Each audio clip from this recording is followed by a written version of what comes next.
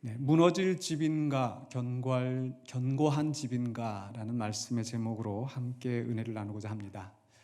지난주에는 바로 앞에 있는 말씀에서 죽느냐 사느냐라는 제목을 함께 은혜를 나누었습니다.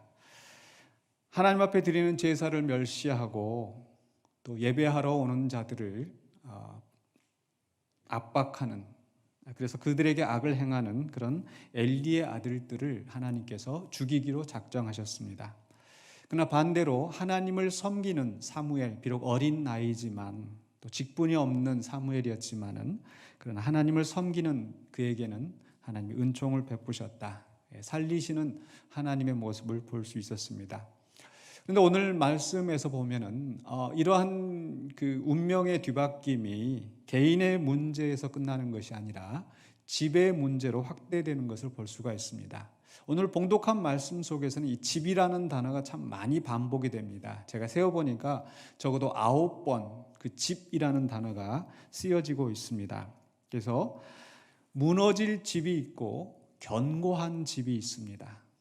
그냥 무너지는 것이 아니라 하나님께서 망하게 하시는, 무너뜨리시기로 작정하시는 집이 있고 또 하나님께서 복을 주셔서 흥하게 하시는, 세우시는 그런 집이 있다라는 겁니다. 그래서 어떻게 해서 이러한 두 집의 이야기가 나오는지 함께 살펴보기를 원합니다. 먼저 첫 번째로 27절로 29절에서는요, 하나님이 엘리 조상의 집을 세우셨다, 엘리 조상의 집에 대해서 이야기를 하고 있습니다. 27절 하반부에 보면 이렇게 기록이 되어 있습니다. 너희 조상의 집이 애굽에서 바로의 집에 속하였을 때에 내가 그들에게 나타나지 아니하였느냐. 여기서 조상의 집이라고 하는 것은 바로 엘리 조상, 레위 지파를 가리키는 이야기입니다. 애굽에서 바로의 집에 속하였을 때라고 하는 것은 바로 그 애굽에서 살았던 그 당시, 애굽에서 이제 노예 생활을 하면서 그 고통을 받고 있을 때에 하나님께서 그들에게 나타나셨다. 즉 레위 지파에 속한 바로 모세와 아론에게 나타나셨습니다. 그들이 하나님을 찾은 것이 아니라 하나님께서 그들에게 나타나셔서 하나님께서 주도적으로 일을 하시기 시작하셨습니다. 그리고 28절 상반부에 보면은요, 이스라엘 모든 지파 중에서 내가 그를 택하여 내 제사장으로 삼아 그가 내 제단에 올라 분향하며 내 앞에서 에봇을 입게 하지 아니하였느냐. 바로 이 출애굽한 이후부터 하나님께서 아론을 제사장으로 삼으시고 또 그는 하나님의 제단에 올라가서 분향을 하고 또 거룩한 옷 에봇을 입고 그 직분을 감당하였습니다. 하나님 앞에서 이렇게 그 백성들을 중보하여서 그 직분을 감당하는 것, 영광스럽고 거룩한 직분이었습니다. 그 자신에게도 또 그 집안에도 영광이 되는 그런 일이었었죠. 그리고 나서 28절 하반부에서는 이스라엘 자손이 드리는 모든 화제를 내가 내 조상의 집에 주지 아니하였느냐. 바로 레위기 또 신명기에 있는 말씀을 통해서 그 제사장 집에 그 자식들이, 자녀, 그 가정이 그 제물의 고기 일부를 먹을 수 있도록 하나님께서 정하여 주신 거죠. 하나님 앞에 드려진 제물인데 그것을 받아 먹게 되는 그런 영광을, 그런 보상을 그들이 누리게 되었습니다. 그런데 문제는 이들이 그 하나님의 제사를 온전히 드리지 않았다라는 거죠. 지난주에 말씀 나눴던 것처럼. 그래서 하나님께서 29절에 이렇게 말씀하십니다. 너희는 어찌하여 내가 내 처소에서 명령한 내 제물과 예물을 밟으며 내 아들들을 나보다 더 중히 여겨 내 백성 이스라엘이 드리는 가장 좋은 것으로 너희들을 살지게 하느냐. 하나님께서 그들을 영광스럽게 택하시고 거룩한 직분을 맡기시고 또 거기에 합당한 그런 영광스러운 보상을 또 풍성하게 주셨는데 이들은 자기들의 분수를 넘어서 더 많은 것을 취하고 또 그 사람들을 압박하여서 자기들의 욕심을 채우는 그러한 삶을 살았습니다. 거기에 대해서 하나님께서 제사를 멸시하는 자들로 말씀하셨는데 오늘 말씀 속에서 하나님께서 더 심한 표현으로 이야기하십니다. 내 제물과 예물을 밟았다. 즉 하나님의 제사를 멸시하고 예배를 방해하는 자들을 향하여서 내 예물을 짓밟았다라고 표현하십니다. 우리도 그런 그 표현을 쓰죠. 내 명예를 짓밟았다. 이게 짓밟았다라는 것은 아주 굉장히 무시하는, 경멸하는 최고의 아마 표현인 것 같습니다. 이게 바로 하나님의 심정을 표현한 것이 아닌가. 어떻게 보면은 그들은 단순히 그 재물의 일부를 취하였을 뿐이고, 또 먼저 기름을 태우기 전에 먼저 취하였을 뿐이다. 사소한 것처럼 보이지만은, 그러나 하나님의 명령을 어기고 하나님의 뜻을 따르지 않고 자기들의 욕심을 채웠을 때, 하나님은 당신의 예물, 당신의 예배가 짓밟힘 당하는 것처럼 그렇게 느끼시는 겁니다. 또한 그들은 사람들에게 악을 행하였습니다. 분수 이상의 욕심을 내고 분수 이상의 권력을 휘두르면서 자기들의 욕심을 채웠습니다.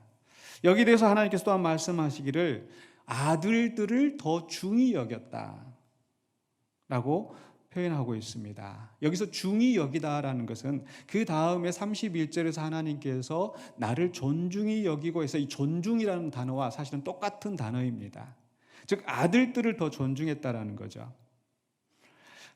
바로 아들들의 범죄를 엘리가 알면서도 한두 번 이야기하다가 또 듣지 않았을 때 그냥 넘어가고, 또 이런 것들이 문제가 되었다면 공동체 안에서 그 아들들을 책망하고 징계하여서 엄중하게 다스려야 될 터인데, 어쩌면 엘리의 마음속에서는 내가 이것을 더 크게 문제를 삼았을 때는 이 아들들의 체면이 뭐가 될까? 과연 이 아들들이 이 직분을 감당할 수 있을까? 아마 이런 염려 때문에 더 이상 문제를 삼지 않은 것이 아닌가 하는 생각이 듭니다.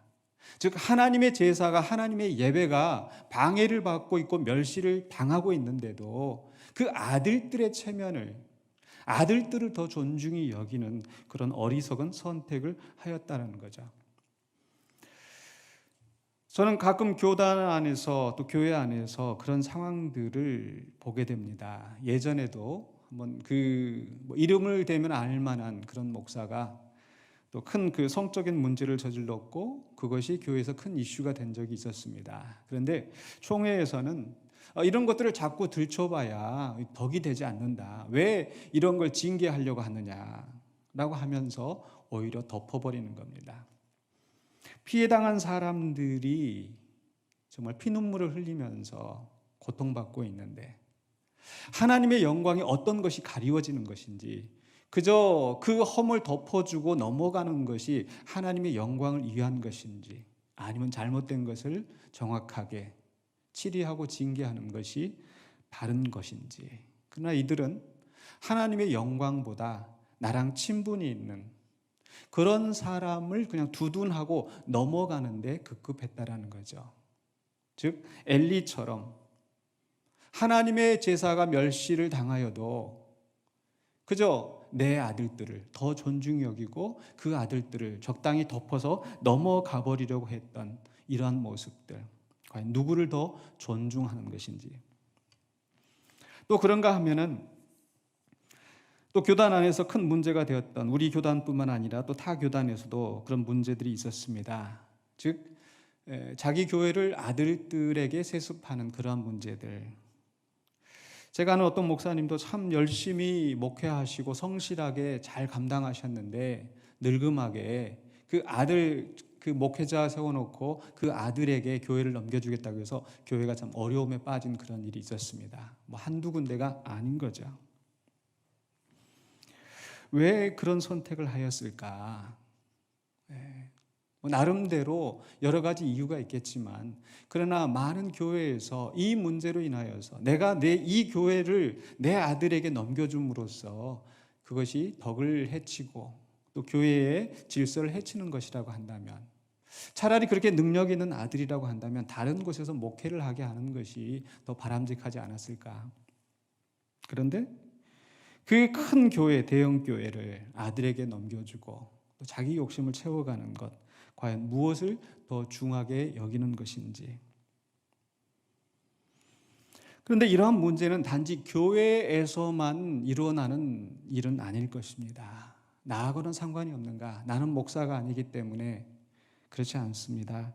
우리도 어쩌면 집에서 또 우리 가정 안에서 이런 문제에 부딪히고 있는 것은 아닌지, 즉 예를 들어서 내가 가지고 있는 그 직무를 이용해서 부당한 소득을 얻었을 때 그것으로 인해서 내 집이 부유하게 되고 내 욕심을 챙긴다고 한다면 엘리의 집과 다를 바가 없는 거죠. 결국 내 직무 속에서 정직하게 정당하게 일을 하지 않고 뇌물을 취하고 세금을 포탈하고 속이고 더 가지려고 더 누리려고 하는 것, 그 엘리의 자식들이 하는 것과 다름이 없는 거죠. 그것 때문에 내 집이 돈이 많아지고 내가 좋은 차를 사고 더 집을 꾸미고 내 자식들을 더 공부를 시키고 더 좋은 여건으로 만들어주는 것 같지만 오히려 그것이 망하는 길이 될 수 있다는 겁니다. 왜 그렇습니까? 하나님은 그러한 죄악들을 결코 좌시하지 아니하시고 심판하시기 때문입니다. 바로 엘리의 집이 그러했었습니다.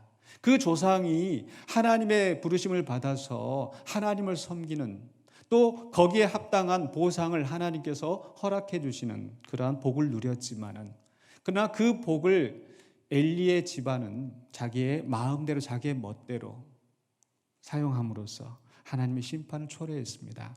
그래서 30절로 34절에서 바로 하나님께서 엘리의 집을 무너뜨리시겠다. 무너지는 엘리의 집에 대해서 말씀하고 있습니다. 어떻게 그 집이 무너지는가? 첫 번째로는요, 바로 그 거룩한 직분을 이제는 잃게 됩니다. 바로 20절 상반부에 이렇게 말씀합니다. 내가 전에 내 집과 내 조상의 집이 내 앞에 영원히 행하리라 하였으나 이제 나 여호와가 말하노니 결단코 그렇게 하지 아니하리라. 전에는 하나님께서 그 집안을 제사장의 집으로 택하시고 하나님의 영광스러운 그 맡기신 그 직분을 감당하게 하였지만 그러나 이제는 그렇게 하지 아니하리라. 여기서 하나님께서 영원히 내 앞에 영원히 행하리라 라고 말씀하셨는데 그럼 하나님께서 이 말씀하신 것을 바꾸신 것이 아닌가? 그렇지 않습니다. 여기서 하나님의 말씀하시는 영원이라고 하는 것은 문제가 있어도 계속 그런 방치하는 기계적인 고정된 그런 말씀이 아닌 거죠. 여기서 하나님께서 영원하다고 말씀하시는 것은 마치 이스라엘 백성들이 애굽에서 나왔을 때 그 고라 자손들이 왜 너희 아론의 자손들만 제사장 하느냐? 우리도 제사장 하겠다. 레위 지파인데 같은 레위 지파인데 아론의 자손들만 제사장 삼게 했었는데 우리도 한번 해보겠다. 이렇게 바꿀 수 있는 게 아니라는 거죠. 하나님이 택하시고 그래서 적당히 하다가 왜 너희만 해먹냐? 우리도 한번 해먹겠다. 그러니까 돌아가면서 하자. 이런 게 아니라는 거죠. 하나님께서 택하셔서 아론의 자손들만 그 제사장의 직분을 감당하도록 정하신 겁니다. 그런데 문제가 있을 때는 어떻게 하느냐? 하나님께서 찍어내시는 겁니다. 곁들여서 우리가 오해하고 있는 거 한 가지만 더 짚고 넘어가고자 합니다. 예전에도 한번 말씀드린 적이 있는데 우리가 교회 안에서 이 항존직이라는 직분이 있어요. 항존직이라는 직분. 장로와 집사가 항존직이다. 근데 어떤 사람들이 이 항존직이라는 것이 한 번 장로면 영원히 장로인 것처럼 이렇게 착각을 하시는 분이 있습니다.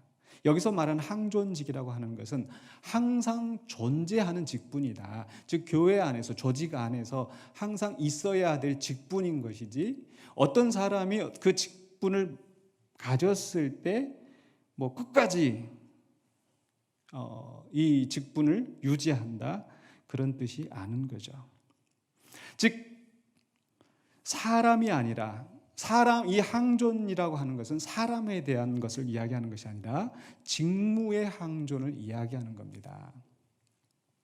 그런데 그 직무를 맡은 자가 그 직임을 성실하게 이행하지 않을 때는 바로 그 직무에서 해제되는 거죠.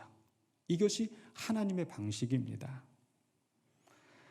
바로 사무엘상 2장 30절 하반부에서 하나님께서 어떻게 하시는지 말씀하십니다. 같이 한번 읽어보실까요? 나를 존중히 여기는 자를 내가 존중히 여기고 나를 멸시하는 자를 내가 경멸하리라. 하나님을 섬기는 거룩한 그 직분을 맡았음에도 불구하고 하나님을 존중히 여기지 아니하고 하나님 앞에 드리는 예배를 멸시하였을 때 하나님께서 그들을 경멸하십니다. 반대로 하나님을 존중히 여기고 하나님을 섬기는 자들을 하나님을 높이시는 거죠. 아까 말씀드렸던 것처럼 바로 엘리는 또 그 아들들을 중히 여기고, 똑같은 단어예요. 중히 여기다, 존중하다. 바로 무겁다라는 그런 뜻인데, 바로 엘리는 자기 아들들을 하나님보다 더 중히 여겼어요. 그것 때문에 하나님께서 그들을 심판하십니다. 여기서 우리가 좀 더 깊이 생각해야 될 것은요, 아들들을 존중히 여기는 것 그것 자체가 문제가 아니죠. 아들들을 사랑하는 것 그것을 문제로 삼는 게 아닙니다. 우리가 하나님을 사랑한다고 해서, 하나님을 존중한다고 해서 다른 사람들을 존중하면 안 된다? 그게 아니지 않습니까? 분명히 성경에서도 장로들을 존중해라, 또 가르치는 장로는 더욱 2배로 존경하라, 이런 말씀을 하고 있습니다. 분명히 우리는 그 사람들에게 마땅한 존경을 표현해야 될 필요가 있고 또 그렇게 대해야 됩니다. 마찬가지로 자녀들에 대해서도, 또 부모 자식에 대해서도 그들에게 마땅히 돌려야 될 사랑과 존중을 돌려야 되는 겁니다. 그걸 하지 않고 하나님께만 드리면 된다, 부모한테 공경할 필요가 없다, 그게 고르반 아닙니까? 하나님께만 드리면 되지 자식이 무슨 소용이 있느냐, 이게 아니지 않습니까? 어떤 사람들처럼 그냥 자식 지금 등록금까지 다 가져다가 교회에 이렇게 헌금하고 이런 것을 하나님이 원하시는 게 아니지 않습니까? 마땅히 돌려야 될 사랑과 존중은 돌리되, 그러나 문제는, 오늘 엘리의 자녀들의 문제는 무엇입니까? 바로 하나님을 깎아내리면서까지, 바로 그 아들들이 불의한 일을 하고 있어서 하나님의 제사를 멸시하고 하나님의 예배를 방해하고 결국 하나님의 영광을 훼손시키고 있는데도 그것을 감추고 덮어주고 방관하고 넘어가는 것, 바로 이것이 문제인 겁니다. 그게 바로 하나님보다 아들들을 중히 여기는 범죄입니다. 아들들을 사랑하는 것 자체가 문제가 아니라, 실제로 우리 또 교단 안에서도 그런 문제가 있었습니다. 자꾸 이런 이야기 하니까 좀 저도 불편하긴 하네요. 근데 실제적인 일들이니까. 얼마 전에도 큰 뉴스가 나왔었는데, 그 젊은 목사가 교회 안에서 여러 청년들, 여러 여자 청년들과 이 여자 저 여자 해가지고 관계를 맺었습니다. 스캔들이 났습니다. 문제가 났습니다. 그런데 더 큰 문제는 그 젊은 목사의 아버지가 우리 교단의 굉장한 실력자였습니다. 힘이 있는 사람이었습니다. 근데 그런 문제가 터져 나오지 못하도록, 노예 안에서 징계에 당하지 않도록, 치리당하지 않도록 다 그걸 막아서는 거예요.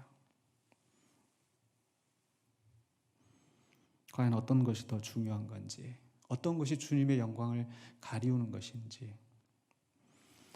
마치 뉴스나 드라마에서도 권력자들이 자기 자녀들을 위해서 특혜를 베풀고, 또 교단에 있는 사람이, 학교에 어떤 직무를 맡은 사람이 자녀들을 위해서 시험지를 빼돌리고, 또 영화나 드라마 속에서 많이 보는 것처럼 그 권력자의 자녀들이 오만불손하게 행하면서 또 그들이 저지른 범죄를 그저 부모가 힘을 이용해서 덮어버리려고 하는 것, 이런 일들이 사실 비일비재한 거예요. 교회 안에서뿐만 아니라 우리 일상 생활 속에서, 일반 사회에서 이런 일들이 벌어지고 있다라는 것. 근데 하나님은 결코 이런 집을 방관하지 않으십니다. 그 집과 그 아들들을 하나님이 멸시하십니다. 근데 단지 직분을 빼앗기는 것에만 그치지 않고 더 심각하게 하나님께서는 그 생명을 빼앗으시겠다, 생명을 잃은 것을 경고하십니다. 31절을 보십시오. 보라, 내가 내 팔과 내 조상의 집 팔을 끊어 내 집에 노인이 하나도 없게 하는 날이 이를지라. 성경에서 자주 이 팔이라고 하는 것은 권능, 능력을 상징합니다. 그런데 그 집에 너의 권능, 너의 힘 다 끊어버리겠다. 여기서는 특별히 그 바로 생명에 대한 위협을 하나님께서 말씀하시는 거죠. 왜냐하면 내 집에 노인이 하나도 없게 하는 날이 이를 것이라는 말은 뭐예요? 다 젊어서 요절하게 될 것을 경고하는 거죠. 계속해서 32절, 33절, 34절 계속해서 보시면요. 32절에서 내 집에 노인이 없을 것이다. 33절에서도 내 제단에서 내가 끊어버리지 아니할 내 사람이 내 눈을 쇠잔하게 하고 내 마음을 슬프게 할 것이요 내 집에서 출산되는 모든 자가 젊어서 죽으리라. 34절에 내 두 아들 홈리와 비느하스가 한날에 죽으리니 그 둘이 당할 그 일이 내게 표징이 되리라.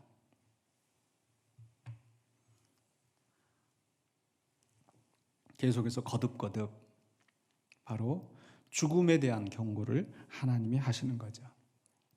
왜 이런 말씀을 하시는 걸까요? 분명히 하나님은 생명의 주관자이십니다. 욥기에서 보면은 그 욥을 고소하는 사단을 향하여서 네가 그 생명은 건들지 말아라. 생명을 주관하시는 분은 하나님이십니다. 그렇기 때문에 계속해서 이 엘리의 집을 향해서 죽음의 심판을 경고하시는 것은 바로 하나님의 제사를 멸시하고 하나님의 예배를 방해하고 다른 사람들을 억압하고 착취하는 죄가 얼마나 무겁고 거기에 대한 하나님의 심판이 얼마나 엄중한가를 말씀하시는 겁니다. 우리는 두려워해야 됩니다.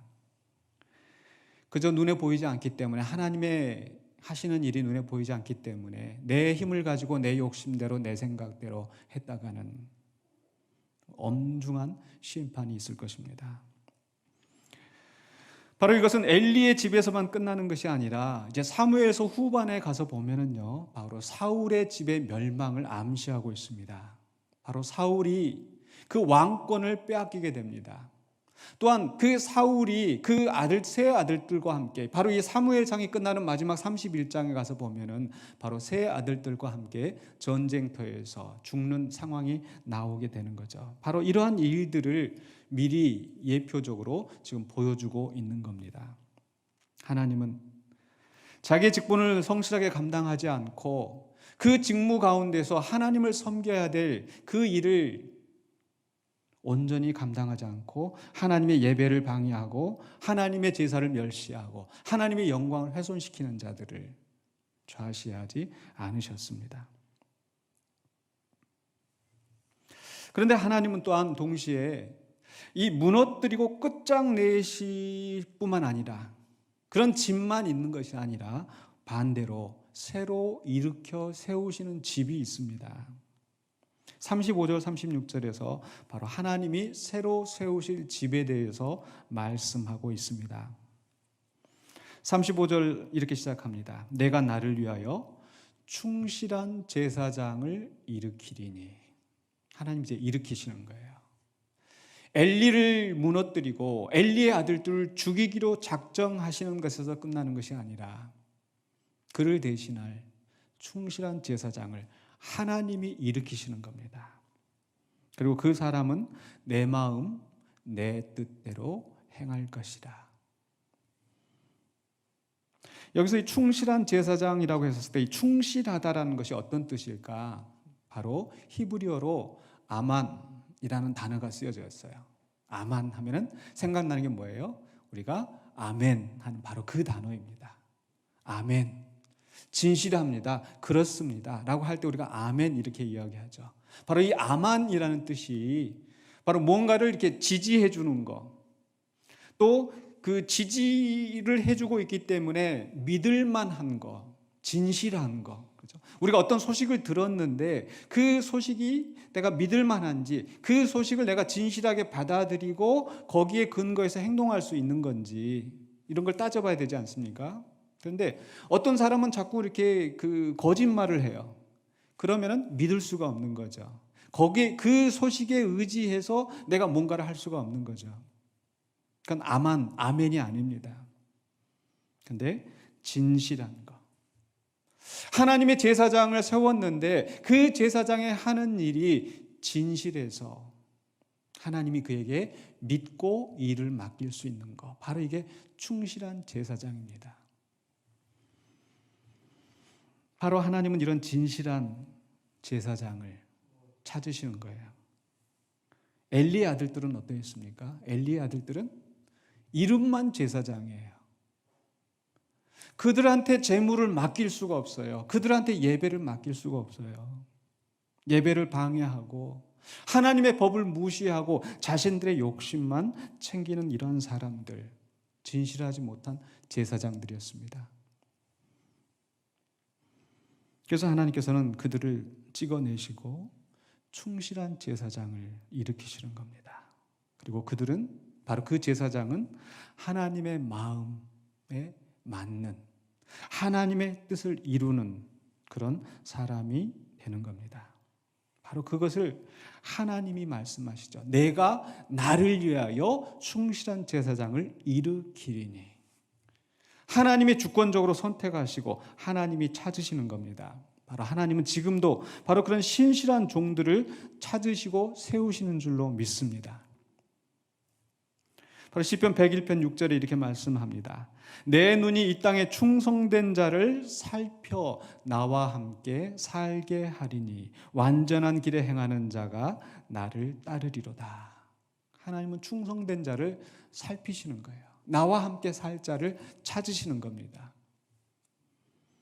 역대하 16장 9절에서도 여호와의 눈은 온 땅을 두루 감찰하사 전심으로 자기에게 향하는 자들 위하여 능력을 베푸시나니. 하나님을 향하고 하나님을 찾는 사람, 하나님 앞에 충성되이 행하는 그 중심을 가진 사람을 하나님이 지금도 찾고 계십니다. 이렇게 하나님이 찾으신다는 것은 우리에게 기회가 되는 줄로 믿습니다. 마치 우리가 일거리를 찾고 있는데 신문을 보면서, 뉴스를 보면서, 인터넷에서 구인난을 찾는데 이러이러한 사람을 구합니다, 이러이러한 사람 찾습니다. 그런 것처럼 하나님은 그냥 그저 멀리 계시는 그런 하나님이 아니라 지금도 그 눈을 살펴서 하나님의 마음에 합한 자들을, 충성된 자를 찾으시는 겁니다. 그렇게 찾아서 어떻게 하십니까? 충실한 제사장을 일으키시겠다라고 말씀하신 다음에 뭐라고 하세요? 바로 35절 하반부에서 내가 그를 위하여 어떻게 하신다? 견고한 집을 세우리니 그가 나의 기름 부음을 받은 자 앞에서 영구히 행하리라. 새로운 직분을 하나님께서 주시는데 그 사람에게만 주시는 것이 아니라 뭐 한다고 그랬어요? 견고한 집을 세우신다. 근데 여기서 이 견고하다는 역시 히브리어 단어가 뭐냐면 바로 아만입니다. 그러니까 앞에서 충실한 제사장을 일으킨다. 이 충실한 이 단어와 뒤에 쓰여져 있는 견고한 집 했을 때 이 견고한, 지지라고 했었잖아요. 의지할 만한, 믿을 만한, 흔들리지 않는 그런 집을 하나님이 세우신다. 똑같은 네만이라고 하는 히브리어 단어, 아만에서 나오는, 아멘에서 나오는 그 단어가 쓰여지고 있어요. 즉 이 말은 우리가 하나님 앞에 충실하게 우리의 직분을 감당할 때 하나님은 어떻게 하신다고요? 우리의 집을 견고히 세워주실 줄로 믿습니다. 우리가 하나님을 존중히 여길 때 하나님께서 우리를 존중히 여겨주실 줄로 믿습니다. 바로 그 말씀을 하나님 하시는 거예요. 바로 이 약속은 이제 사무엘서 후반으로 넘어가면요, 바로 다윗에게서 성취가 되어집니다. 하나님께서 다윗의 마음의 중심을 보시고 그를 택하시고 그를 기름 부어 세우시고 그는 하나님이 원하시는 것을 이루어가는 거예요. 그랬을 때 하나님께서 다윗을 높이실 뿐만 아니라 다윗의 집을 세우시는 겁니다. 그게 바로 다윗 왕조가 이루어지는 거죠. 그래서 사무엘상 25장 28절에서도 여호와께서 반드시 내 주를 위하여 든든한 집을 세우시리니, 이거 지금 아비가일이 하는 얘기예요. 이제 나중에 우리 3장 그때 가서 이제 다시 말씀 나누겠지만 아비가일이 다윗을 보고 하나님께서, 여호와께서 바로 내 주를 위하여 든든한 집을 세우실 것입니다. 왜냐하면 이는 내 주께서 여호와의 싸움을 싸우시며. 지금 다윗은 사울과의 갈등의 상황에 있는데 바로 이것은 자기 욕심을 채우는 싸움이 아니라 하나님의 의를 위하여, 하나님의 나라를 위하여서 하나님의 뜻에 합당한 그 싸움을 하고 있기 때문에, 여호와의 싸움을 싸우고 있기 때문에 하나님께서 그 집을 든든하게 세우실 것이다. 그저 아비가일이 혼자서 얘기하는 것이 아니라 나중에 보면 하나님께서 직접 말씀하십니다. 사무엘하 7장 11절 하반부와 12절에서 하나님께서 나단 선지자를 보내서 다윗에게 선포하시는 말씀, 여호와가 너를 위하여 집을 짓고. 여기서 집을 짓는 것은 그저 물리적인 그런 건축물을 이야기하는 것이 아니라 바로 다윗의 후손을 세워서 그 나라를, 그 왕권을 영원히 견고하게 하시겠다는 하나님의 약속입니다. 바로 내가 내 몸에서 날 내 씨를 내 뒤에 세워 그의 나라를 어떻게 해요? 견고하게 하리라. 견고한 집을 세우신 하나님. 다윗이 하나님 앞에 충성하였더니, 다윗이 하나님의 마음에 합하게 하나님의 뜻을 행하였더니 하나님께서 다윗의 후손들이 영원히 그 다윗의 보좌에 앉아서 그 나라를 다스리고 하나님은 그 나라를 견고하게 하시겠다고 약속하시는 겁니다. 다윗이 그러한 복을 누리게 되었는데 오늘 저와 여러분도 그러한 복을 누리실 수 있기를 주의 이름으로 축원합니다. 내 말씀을 마무리하려고 합니다. 우리가 하나님 앞에서 구원을 받는 것은 분명히 개인적인 것입니다. 즉 아버지가 구원받았기 때문에 내가 자동적으로 구원을 받는다. 아버지가 믿지 않고 돌아가셨기 때문에 나도 믿지 않고 지옥에 가게 된다. 이게 아니지 않습니까? 분명히 구원은 개인적인 것입니다. 그러나 내가 어떻게 하느냐에 따라서, 내가 하나님에 대해서, 하나님의 예배에 대해서, 하나님의 사업에 대해서 어떤 태도를 취하느냐에 따라서 그 결과는 내 집과 내 자녀들에게, 내 자손들에게, 내 공동체에게 영향을 미치는 겁니다. 그렇지 않습니까? 아버지가 사업에 실패하면 자식들도 그 어려움을 당하는 거고, 아버지가 성공하면 그 자식들도 부유함을 누리는 것처럼 내가 하나님 앞에 하나님을 존중히 여기고 하나님 앞에 충실히 행할 때 하나님께서 나와 내 집을 존중히 여기시고 또 견고하게 진실하게 세워주실 줄로 믿습니다. 여기서 우리가 또 한 가지 생각할 것은요, 바로 우리가 그렇다면 우리는 지금 어떠한 처지에 있는가? 저 이런 생각을 해봤어요. 과연 우리 가문의 조상은 어떠한가? 개인적으로 다 여러 가지 차이가 있겠습니다만은요, 우리 할아버지가, 우리 아버지가, 그걸 떠나서 저는 우리 가문의 조상이 바로 우리 주 예수 그리스도인 걸 믿습니다. 아멘이십니까? 우리가 찬송가에서 고백했던 것처럼 예수님의 보혈로 우리는 하나님 앞에 나아가는 겁니다. 내 조상 때문에, 저 같은 경우 우리 할아버지가 예수님을 믿어서 지금 내가 여기 서 있는 것이 아니라, 하나님의 자녀가 된 것이 아니라 바로 예수 그리스도의 은혜 안에서 내가 하나님의 구원을 얻게 된 줄로 믿습니다. 그렇기 때문에 우리는 이미 예수 그리스도가 우리의 머리가 되시고, 예수 그리스도가 우리의 조상이 되시고, 예수 그리스도가 우리의 큰 형님, 큰 오빠가 되셔서 우리를 이끄시는 인도자가 되시는 줄로 믿습니다. 그렇기 때문에 예수님을 통하여 주시는, 예수님에게 주시는 그 복과 영광이 우리의 것이 되는 줄로 믿습니다. 그렇지만 예수님을 믿는다고 해서 자동적으로 그런 모든 복을 누리지는 않을 것입니다. 이제 그 다음에 또한 그 복을 정말 우리가 누리는 것은 이제 우리에게 달려 있습니다. 그렇기 때문에 우리는 바로 예수 그리스도 안에서 약속하신 하나님의 복이 나를 통해서 내 집에 이어지도록, 내 자녀에게 이어지도록 내가 하나님을 존중히 여기고 하나님 앞에 충실히 살아가는 우리가 되어야 될 줄로 믿습니다.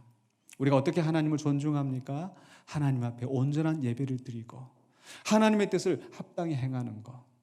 우리가 어떻게 하나님 앞에 충실한 제사장이 됩니까? 바로 하나님의 마음에 맞게 하나님이 원하시는 것을 이루어 갈 때 하나님이 우리 집을 견고하게, 우리의 자녀들을 견고하게 세워주실 줄로 믿습니다.